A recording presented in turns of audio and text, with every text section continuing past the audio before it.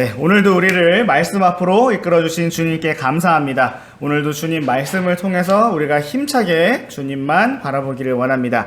자, 오늘의 말씀은 시편 11편 1절에서 3절까지 말씀입니다.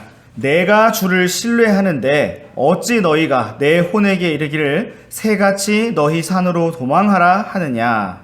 보라, 사악한 자들이 활에 당기고 화살을 시위에 녹여 마음이 올바른 자들을 향해 몰래 쏘려하는도다. 기초들이 무너지면 의로운 자가 무엇을 할 수 있으리요.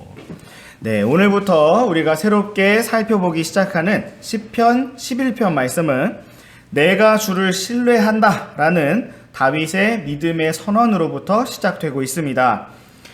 다윗의 일생은 어릴 적부터 자주 위험과 위기 속에 있었습니다.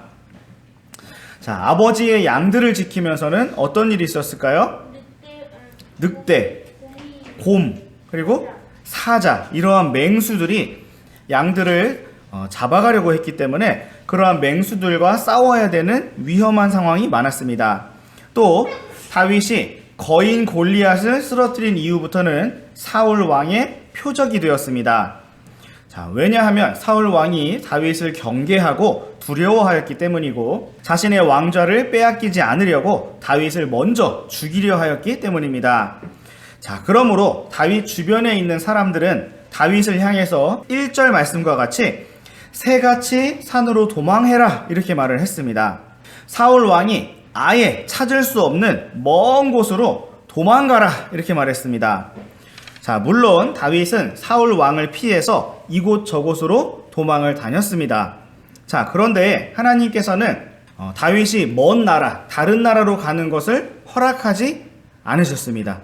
다윗이 다른 데로 자꾸 가려고 할 때마다 너는 유다로 들어가라. 너는 유다로 들어가라. 계속 이스라엘 땅 안으로 들어가라고 말씀하셨어요. 근데 사람들은 계속 야, 빨리 멀리 가. 먼 나라로 가. 이렇게 말했습니다. 자, 다윗은 이스라엘 땅 안에서 계속 도망을 다녔지만 여전히 주님을 신뢰했기 때문에 이스라엘 밖으로 나가지 않았고 계속해서 주님의 말씀을 따르고 인도를 받으려고 했습니다. 자, 2절 말씀에서는 사악한 자들이 활을 당기고 화살을 시위에 먹여 줄을 당기고는 화살의 그 줄을 당기고는 마음이 올바른 자들을 향해서 몰래 쏘려고 하는 위급한 상황에 대해서 말씀하고 있습니다. 자, 이 말씀을 현대식으로 표현하면 어떻게 표현할 수가 있을까요? 자, 화살은 이렇게 멀리서 쏘는 거죠. 그걸 현대식으로 표현하면 저격총, 그렇죠? 스나이퍼, 저격수가 화살을 시위에 먹이고 그건 뭘까요? 총알을 장전하고 장전을 하고 몰래 쏘려고 기다리고 있다는 것입니다. 자, 이렇게 다윗은 언제나 사악한 자들이 자기를 몰래 쏘려고 하는 그러한 위험한 상황 속에 있었습니다. 자, 그렇지만 다윗은 그것을 두려워하지 않았고, 자, 내가 어떻게 한다고 말했습니까? 1절 말씀에 보니까 내가 주를 신뢰하는데 이렇게 말했죠. 내가 주를 신뢰하는데 너네는 왜 나한테 도망가라고 하냐? 이렇게 말을 했다는 것입니다.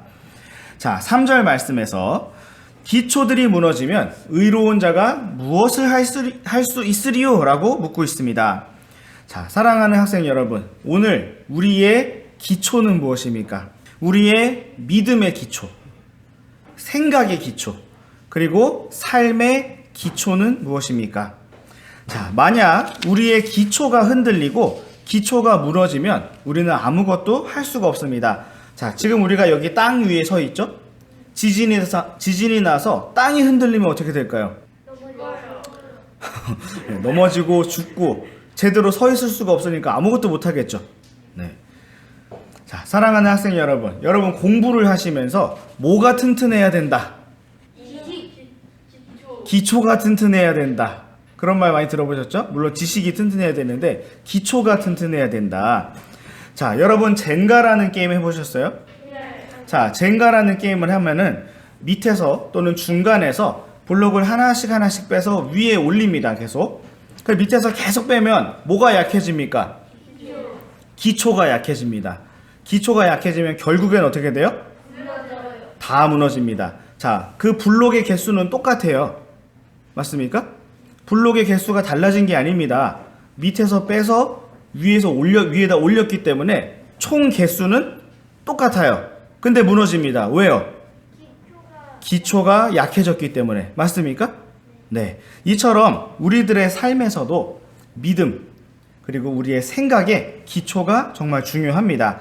자, 우리 함께 고린도전서 3장 말씀으로 한번 가보겠습니다.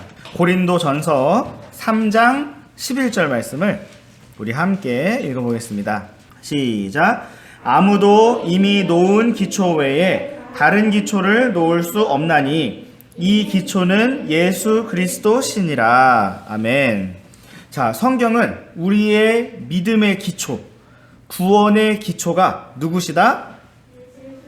예수님, 주 예수 그리스도시고 아무도 다른 기초를 놓을 수가 없다라고 말씀하고 있습니다. 이 말씀처럼 구원을 받은 우리 성도들의 기초, 믿음의 기초, 생각의 기초, 삶의 기초는 오직 주 예수 그리스도이십니다. 자, 그런데 우리가 만약 이러한 주님께 대한 믿음을 잃어버리고 더 이상 주님을 신뢰하지 않게 된다면 우리의 기초가 무너진 것과 같습니다. 오늘의 시편 말씀에서 기초들이 무너지면 의로운 자가 무엇을 할 수 있으리요? 라고 했는데 다윗의 용기의 기초는 무엇이었습니까? 네, 주님이셨고요. 내가 주를 신뢰하는데 라고 말한 것처럼 주님을 믿는 믿음이었습니다. 이처럼 오늘 우리의 기초도 주 예수 그리스도이시고 바로 주님을 붙드는 믿음입니다. 자, 우리 함께 계속 이어지는 12절부터 14절까지 말씀 읽어보겠습니다.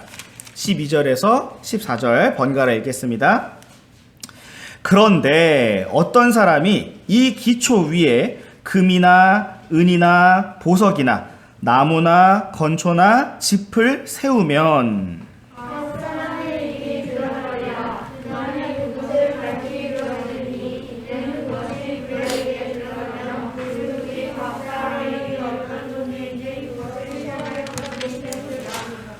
어떤 사람이 그 기초 위에 세운 일이 남아있으면 그는 보상을 받을 것이요.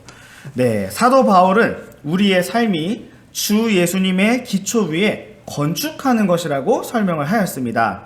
자, 여러분, 우리가 어떤 공사장에 갔는데 기초를 정말 튼튼하게, 정말 멋지게 잘 만들어 놨어요. 야, 기초를 기초를 닦아 놓는다 그러죠? 기초를 잘 닦아 놨구나. 근데 지나다니면서 계속 보는데 1년, 2년, 3년, 4년 계속 보는데 그냥 기초만 계속 있어요. 그 위에 올려놓질 않아요, 건물을. 그럼 여러분 어떤 생각 하시겠어요? 자, 우리가 오늘 구원받았어요. 예수님을 기초로 구원받은 사람들인데 기초만 있어요. 그렇게 계속 평생 살아요. 그러면 문제가 있는 겁니다. 그렇죠? 저 기초 예수님인데요? 근데 기초만 있어요. 그런 문제가 있겠죠? 자, 우리는 그 위에 건축을 해야 됩니다. 자, 무엇을 건축하느냐? 금이나 은이나 보석처럼 불을 견딜 수 있는 주님께 속한 믿음의 단련을 받은 걸로 건축을 하든지 아니면 나무나 건초나 지푸라기 같이 불에 타버리는 것들, 육신의 것들로 건축을 하든지 우리는 건축을 하는 것입니다. 우리가 하루하루 삶을 살아간다는 것은 벽돌 하나 놓는 것처럼 그렇게 건축을 해나가는 삶입니다. 자, 건축하는 것을 성경에서 뭐라고 말씀하느냐? 자, 13절 보면요. 자, 무엇이 드러나리라 이렇게 돼 있죠? 각 사람의 일이 드러나리라. 자, 우리가 하루하루 살면서 일을 합니다. 여러분은 공부하는 일을 하죠? 그리고 부모님 심부름도 하고요. 순종합니다. 자, 그러한 모든 일들, 이러한 일들을 통해서 우리는 건물을 쌓아 올리는 것입니다. 자, 어떤 사람이 그 기초 위에 세운 일이 남아있으면 불로써 시험을 하는데 불을 다 태워봤는데도 남아있으면 금과 은과 보석처럼 남아있으면 자, 무엇을 받는다? 보상을 받을 것이다. 영원한 보상을 받을 것이다 라고 말씀하고 있습니다. 자, 우리가 한 학기를 마칠 때마다 여러분 상장을 드립니다. 그거는 상장은 사실 여러분들 생각해보면 종이에요. 그쵸? 근데 그거 받으면 기분이 좋습니다. 그쵸? 종이 받았는데 기분이 좋죠. 종이인데 좋아요. 자, 그런데 하나님께서 우리에게 주시는 상은 종이가 아닙니다. 상장, 누구 종이가 아니에요. 하나님께서 우리에게 주실 상은 영원히 왕으로서, 통치자로서 통치할 수 있는 힘, 권력, 권능, 영광, 이러한 것을 보상으로 주신다고 약속하셨습니다. 그렇기 때문에 우리가 주님을 믿는 그 기초 위에서 오늘도 힘차게, 튼튼하게 건축하고 세워나가는 그러한 삶으로 살아가기를 원합니다. 자, 기도하고 마치겠습니다.